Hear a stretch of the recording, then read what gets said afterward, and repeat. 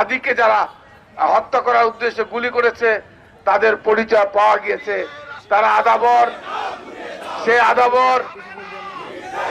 সে আদাবর ছাত্রলীগের সভাপতি এবং তার আইডেন্টিটি পাওয়া গেছে। গতকালকে আমরা ছবি দেখলাম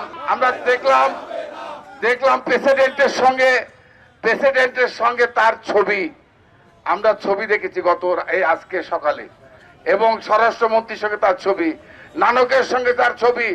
সে শেখ হাসিনার নির্দেশে সেই হত্যাকাণ্ডের চেষ্টা করেছে। অর্থাৎ তারা চায় বাংলাদেশের এই গণতন্ত্র, বাংলাদেশের যে নির্বাচন, জনগণ স্বতঃস্ফূর্তভাবে এই নির্বাচনের মাধ্যমে বাংলাদেশের গণতান্ত্রিক ধারাকে আগামী দিনে অব্যাহত রাখবে, এটা বানচাল করার উদ্দেশ্যেই এই ঘটনা হয়েছে।